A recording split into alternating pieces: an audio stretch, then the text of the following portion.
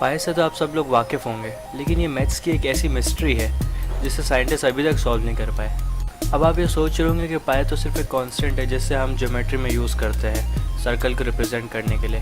और अगर अब मैं आपसे ये पूछूं कि पाई किस वैल्यू को रिप्रेजेंट करता है, तो आप बोलेंगे 3.141। लेकिन आगे क्या?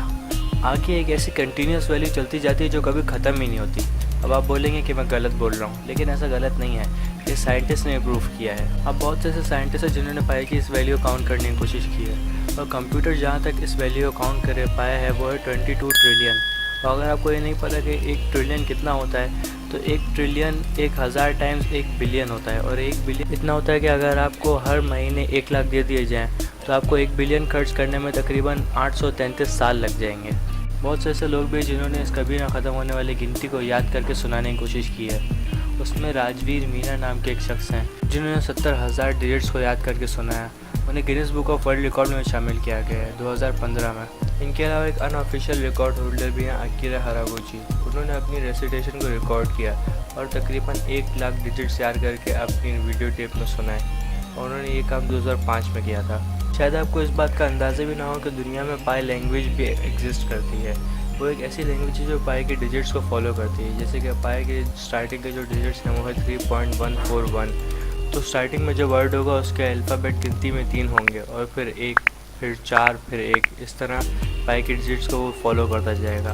और इस लैंग्वेज को हम पाइलिश कहते हैं, जिसके ऊपर माइक कीथ ने एक पूरी बुक लिखी है, जिसका फर्स्ट सेंटेंस मैं आपको पढ़ के सुनाऊंगा। Now I fall a tired suburban in liquid under the trees, drifting alongside forests, simmering red in the twilight over Europe। थोड़ी पाई की हिस्ट्री भी डिस्कस कर लेते हैं। पाई को तकरीबन 4000 सालों पहले फाउंड किया गया था। पाई को सबसे पहले यूज़ करने वाले साइरस के आर्किमिडीज थे, जिन्होंने इसे 287 से 212 BC के बीच में यूज़ किया था, जिन्हें दुनिया का सबसे बड़ा मैथमेटिशियन भी माना जाता है। इसके अलावा 1650 BC में इजिप्शियंस ने सर्कल के एरिया को मालूम करने के लिए पाई का एक फार्मूला बनाया और पाई को एक अप्रॉक्सीमेट वैल्यू दे दी, जो थी 3.1065। फिर इसके बाद 1680 BC से लेकर 1900 BC के बीच में बेबीलोन्स ने इसके अंदर थोड़े चेंजेस किए और इसकी अप्रॉक्सीमेट वैल्यू 3.125 कर दी।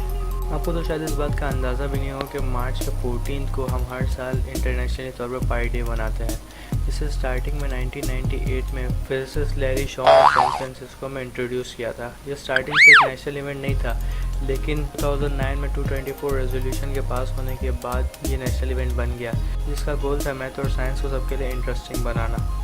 तो अगर आपको ये वीडियो पसंद है तो आप इस वीडियो को लाइक दे सकते हैं। ऐसी और वीडियोस के लिए मेरे चैनल को सब्सक्राइब कर सकते हैं। बेल के आइकन को दबाएंगे तो आपको मेरे आने वाली वीडियोस की सारी नोटिफिकेशन मिल जाएगी। और हाँ, फाइनली थैंक्स फॉर वॉचिंग।